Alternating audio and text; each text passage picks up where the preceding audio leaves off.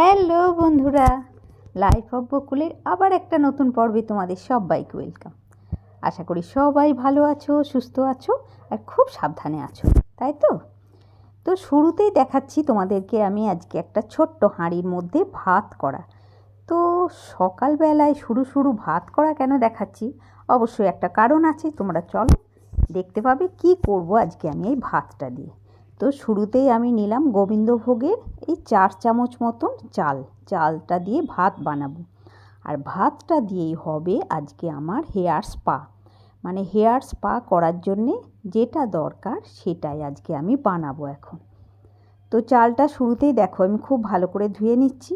ধুয়ে নিয়ে কিন্তু এই চাল ধোয়ার যে জলটা, সেই জলটা কিন্তু ফেলে দেবো না, জলটা আমার কাজে লেগে যাবে। সেইটা কাজটা হচ্ছে গাছে দেওয়া, মানে গাছে এই চাল ধোয়া জলটা গাছে দেওয়া তো খুব ভালো। তো যাই হোক, আমি ভাতটা বানাবো। এটা কিন্তু আমি আজকে আতপ চালে বানাচ্ছি ঠিকই, কিন্তু তোমরা নর্মাল চালেও বানাতে পারো। নর্মাল চাল মানে আমরা যে চালে রোজ ভাত খাই সেই চালেও বানাতে পারো। আমি আজকে ভিডিও করছি আর একটু মানে এই আতপ চালটাতে একটু তাড়াতাড়ি সেদ্ধ হয়ে যায়, সেই জন্যেই আমি আজকে আতপ চাল দিয়ে বানাচ্ছি। আর এমনি নর্মালভাবে আমি যে এতদিন ইউজ করছিলাম সেটা কিন্তু আমি ওই হাঁড়িতে ভাত হতো সেই ভাত থেকে 2 হাতা তুলে নিয়েই বানাতাম। তো দেখো গ্যাসটা সিমে করে ভাতটা বসালাম যাতে ফ্যানটা আমার পড়ে না যায়, মানে ভাতের ফ্যানটাও কিন্তু আমার লাগবে। একটুও ফ্যান যেন পড়ে বাইরে পড়ে আমার মানে কি বলবো এটার এটা যেন কমে না যায়, সব ফ্যানটাই আমার লাগবে। দেখো ভাত হয়ে গেল, ভাতটা বেশ ঠান্ডা হয়েছে। ঠান্ডা না হলে তো এটা বানানো যাবে না। ভাতটা বেশ যখন ঠান্ডা হয়েছে তখন আমি একটা মিক্সিং জারের মধ্যে ওই ফ্যান ভাত মানে ফ্যান প্লাস ভাত দুটোকেই আমি ওই 2 চামচ মতো মিক্সিং জারের মধ্যে দিয়ে দিলাম।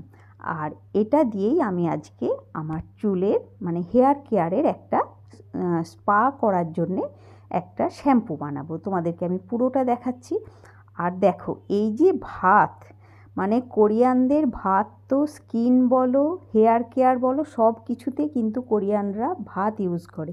আর ভাতে এতটাই বেশি প্রোটিন আছে যেটা আমাদের স্কিন হেয়ার সবেই খুব ভালো, মানে খুব উপকার হয়।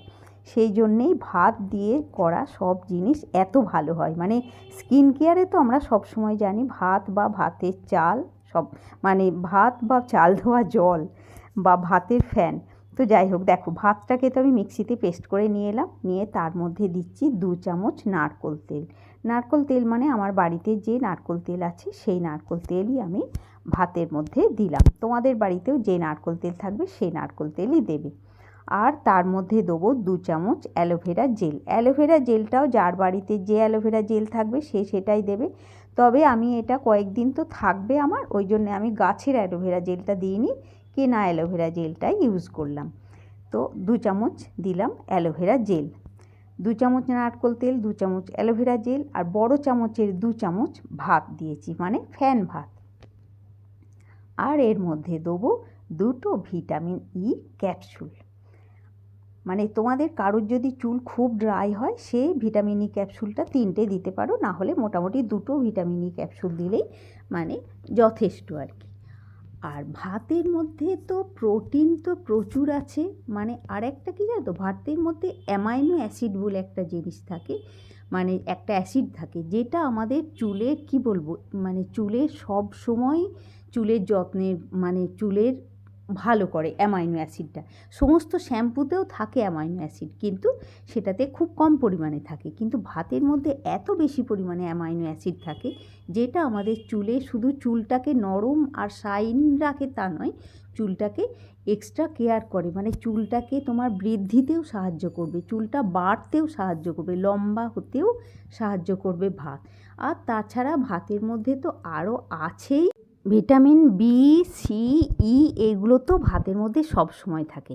আর ভাতে প্রচুর পরিমাণে যেহেতু অ্যান্টিঅক্সিডেন্ট থাকে, ওই জন্যে আমাদের ভাত দিলে মানে ভাত দিয়ে চুলের মানে কেয়ার করলে চুলটা খুব নরম হয় আমাদের, মানে গ্লেজি তো হবেই, তাছাড়া চুলটা নরম হবে। তোমরা একদিন মাখলেই বুঝতে পারবে, একদিন মেখে যখন চুলটা তুমি ধোবে তারপরেই তুমি বুঝতে পারবে তোমার চুলটা এক্সট্রা কতটা নরম হয়ে গেছে।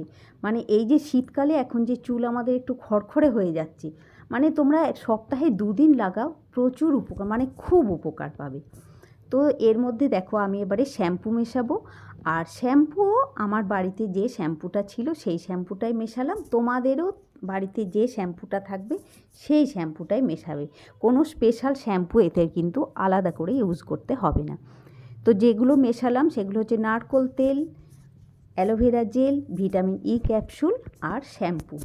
আর এই সব কটাকে এবারে মিশিয়ে নিয়ে আমি একবার মিক্সিং জারে এটাকে আরেকবার আমি পেস্ট করব আর কি, মানে সবটা যাতে খুব স্মুথলি মিশে যায়। হাতে করে আমি চামচ দিয়ে মেশাতে পারবো ঠিকই, কিন্তু মিক্সিতে যেটা মেশাবে সেটা তো হবে না, অত ভালো তো হবে না। তো দেখো একদম দেখে মনে হচ্ছে একটা ক্রিম, মানে এত সুন্দর, দেখেই এত সুন্দর লাগছে। আর এই যে আমি হাত দিচ্ছি না, মনে হচ্ছে যে একটা ক্রিম আমি হাতের মধ্যে দিচ্ছি। মানে তোমরা লাগালে তুমি বুঝতে পারবে যে কতটা ভালো জিনিসটা। দেখো আমরা সবসময় সব জিনিসটা ইউটিউবে দেখে মানে পাশ কাটিয়ে চলে যায়, সেটাকে নিয়ে আর ভাবি না। কিন্তু এই জিনিসটা তোমরা যেন পাশ কাটিয়ে যেও না বন্ধুরা, অবশ্যই একবার ইউজ করে দেখো। মানে একবার ইউজ করলেই তোমরা বারবার বানাবে। আর কতটা হয়ে গেল দেখো, এইটা আমার এখন ফ্রিজে রাখা থাকবে। তবে হ্যাঁ, অবশ্যই ফ্রিজে রাখতে হবে, বাইরে রাখলে কিন্তু হবে না, বাইরে রাখলে এটা খারাপ হয়ে যাবে। তবে এখন তো প্রচণ্ড ঠান্ডা চলছে, 2-3 দিন তোমরা বাইরে রাখতে পারো।